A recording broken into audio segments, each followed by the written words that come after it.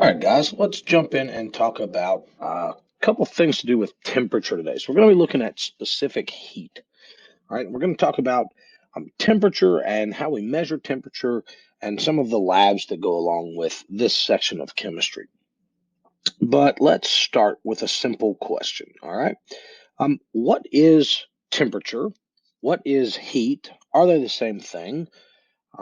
That kind of conversation. So, temperature measures the molecular movement or the kinetic energy, all right, of a set of molecules. So we can see in the two pictures here, we've got a blacksmith on the left and he's heated up a horseshoe. And that inset there is showing you that those metal atoms are moving very rapidly. On the right, the guy that's pitching horseshoes here, um, obviously the horseshoe is cold enough for him to touch. So, the atoms are not moving with as much kinetic energy. When something comes into contact with something else, the molecules that are moving faster are perceived as warm, all right, and the molecules that are moving slower are perceived as cool. So we know that Kelvin, all right, is the unit that we use for absolute temperature. And when we hear the word thermal energy, I want to make sure that you know that what we're doing with thermal energy, it's slightly different than temperature because it is the sum of all the kinetic and all the potential energy of particles in a substance. So it's both. So temperature is just, use kelvins. That's our absolute temperature scale. But when you hear the word thermal energy, know that that's talking about both the kinetic energy and the potential energy. Okay. Now, a couple things that we want to make sure we understand relationship wise. Number one, as temperature goes up, the thermal energy is also going up because thermal energy comprises potential plus kinetic energy. As the temperature goes up, the kinetic energy is going up, and so they increase at the same time. If the temperature stays the same, so if I have two objects at the same temperature, the thermal energy in the bigger substance is going to be higher, right? Because it's a total measure of energy. So let me grab my pen here and I'll just kind of illustrate that real quick. And we'll go with blue. So if I have a metal,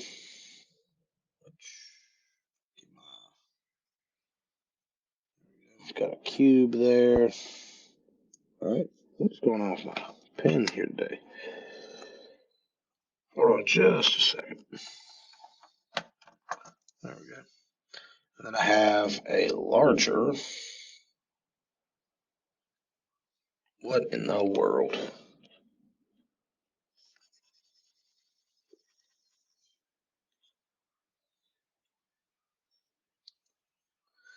All right, well, maybe we don't have a pen today.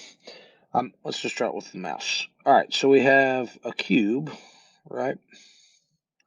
Then we have a larger cube, two metals. One's just bigger than the other. Both are at room temperature. Well, the thermal energy, okay, is the measure of kinetic plus potential energy. So since they're at the same temperature, the kinetic energy here is equal in both, right? But the potential energy in the second one is going to be greater, right? Because there's more atoms there. When we talk about heat, we're actually talking about the flow of thermal energy. So that's the difference between temperature and heat. Heat is the flow of thermal energy from one object to another.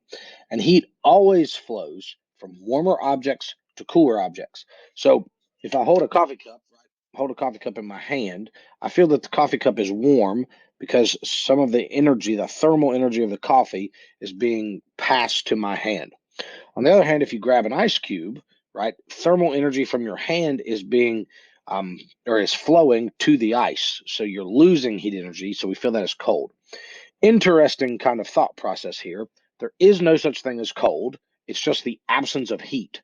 So you're feeling that, hey, I'm warmer than this object, so I'm losing energy. So that's what we call a cold feeling. But cold in itself is not a thing like heat is, where heat is the flow of thermal energy. What I'm saying is cold is not the flow of some other energy.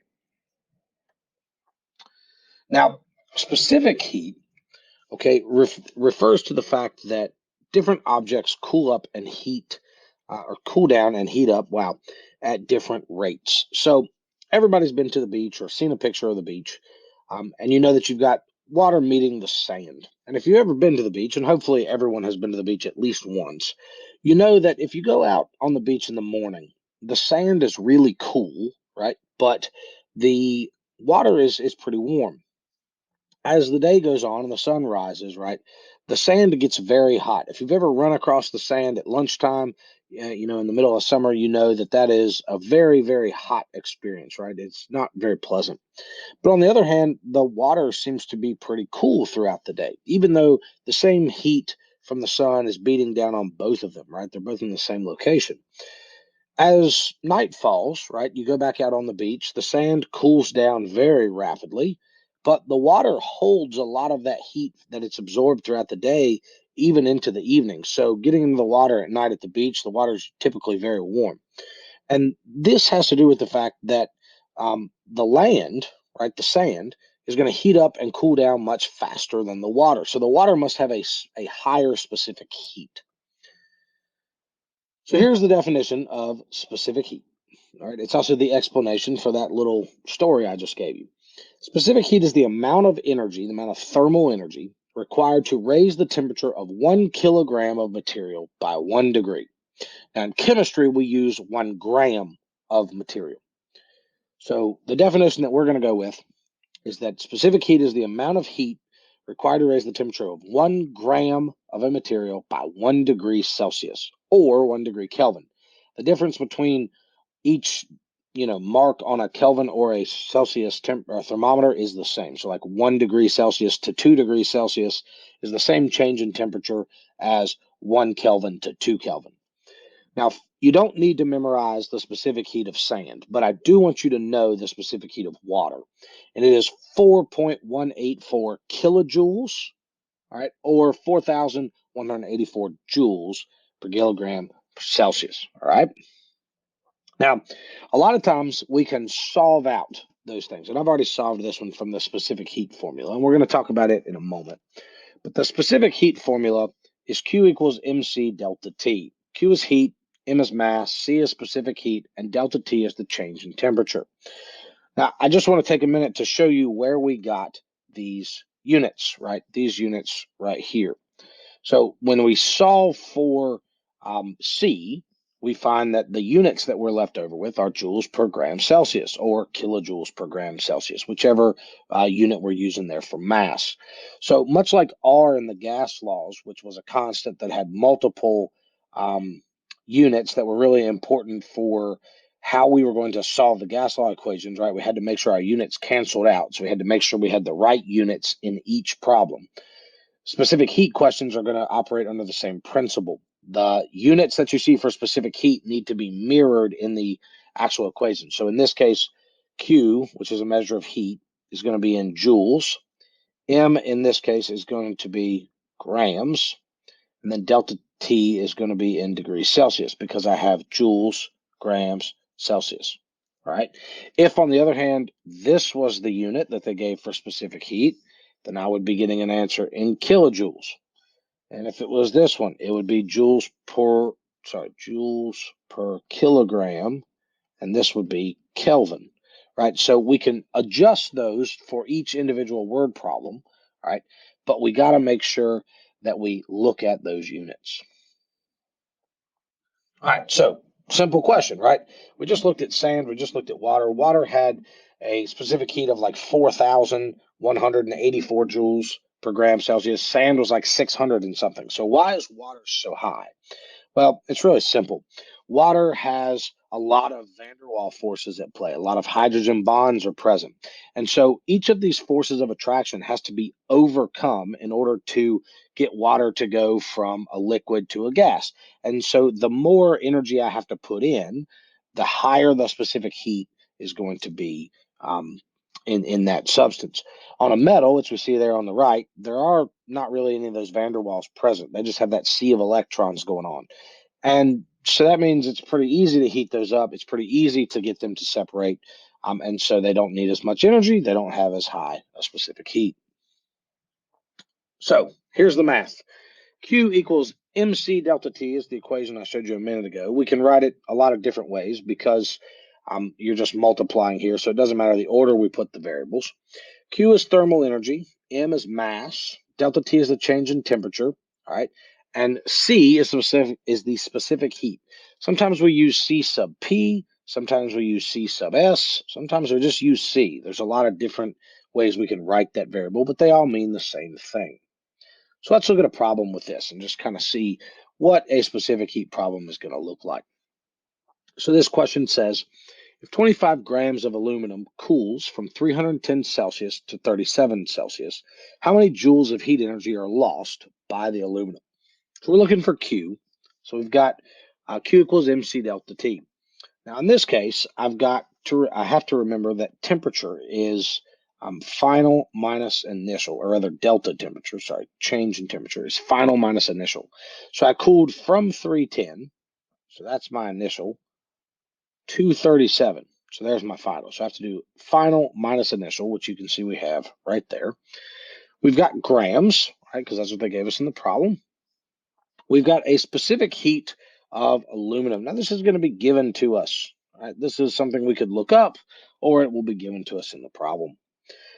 When I get my answer, I find that negative 6,120 joules is my answer for Q. And that negative sign is telling me that energy left aluminum, right? It's in terms of the system that we're studying there. So it's negative joules of energy, meaning we lost it from the aluminum. But pretty simple math.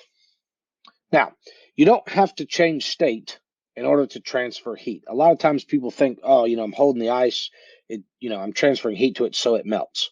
Remember that you can heat something up and not have a phase change, right? That's really useful. It would be unfortunate if every time you put soup in the microwave, it just evaporated when you tried to heat it, right? You would never get to eat soup in the microwave.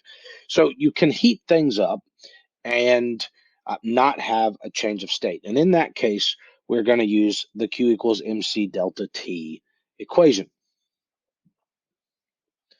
You can have heat transfers, though, that do cause a change of state, okay?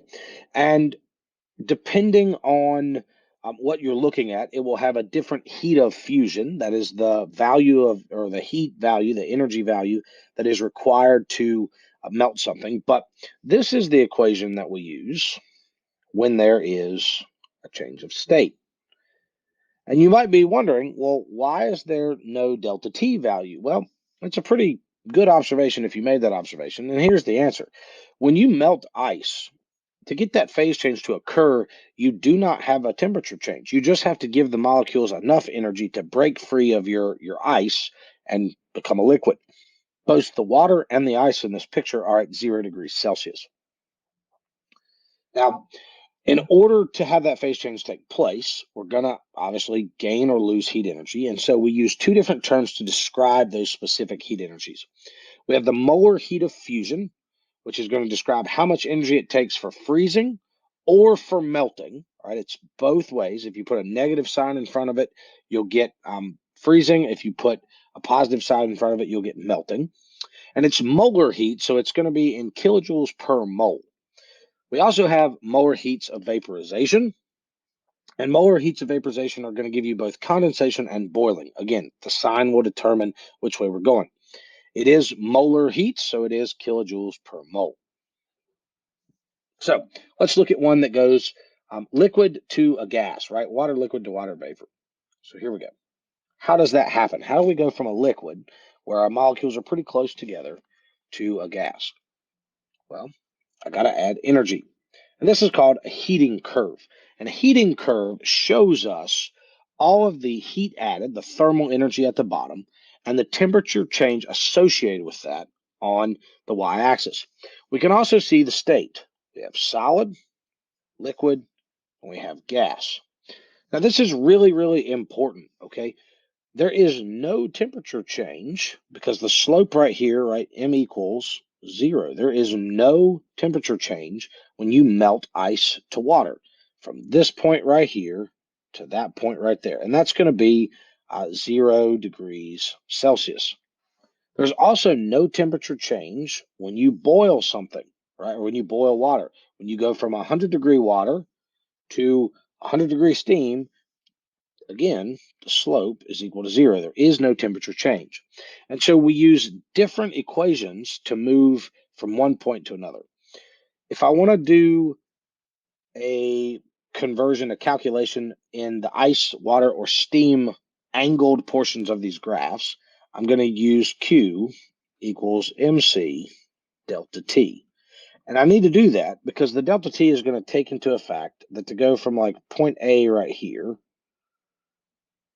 to point B right there, I have a temperature change, right? That's the delta T. On the other hand, if I just want to calculate molar heat of vaporization or something like that, then I'm going to use Q, right? And I'm going to pull my equation from the other slide. Heat of vaporization, which is usually, well, it is H vaporization. And I'm going to multiply that by the mass.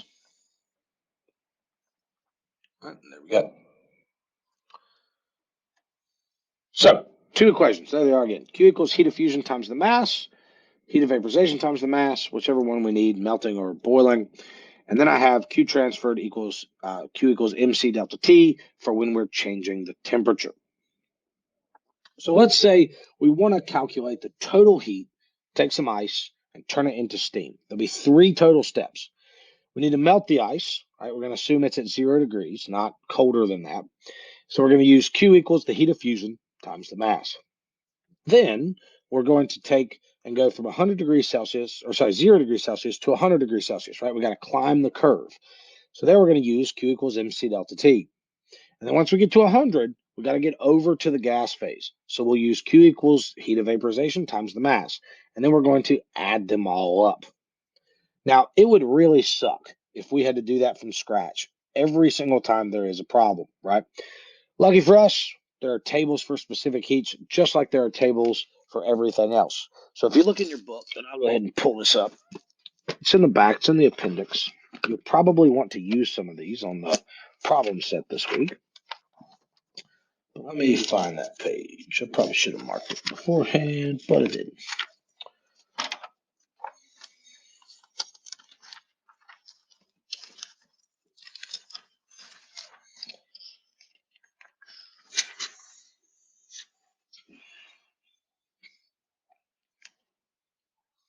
All right, so if you look on page 971, there is a big chart. It looks like that. And on the right, you can see the specific heat for all these different compounds. You can see enthalpies of vaporization, and you can also see enthalpies of fusion.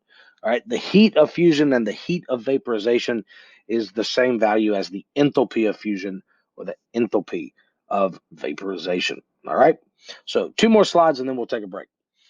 So here's the question again. Now that we've got our math all put together, we have 500 grams of ice. We need to heat it to steam. So these are the answers for each step. When we add them together, we get 2,260. Add them all up plus 333, and we will get our answer. All right. Make sure, all right, that you can follow this kind of thought process. All right. You melt the ice first, you raise the water. Okay, look at it in terms of the graph. So let's draw the graph just one more time so we can track through this thing.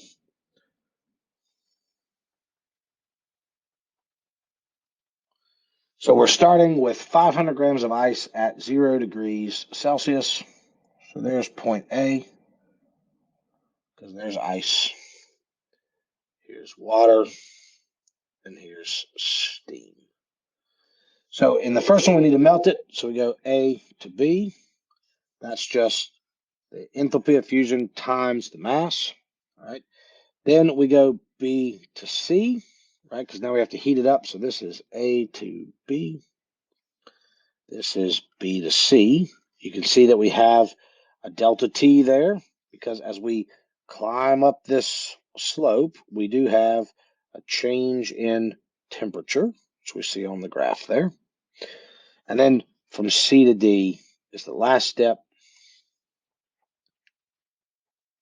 And we're just multiplying by the heat of vaporization now.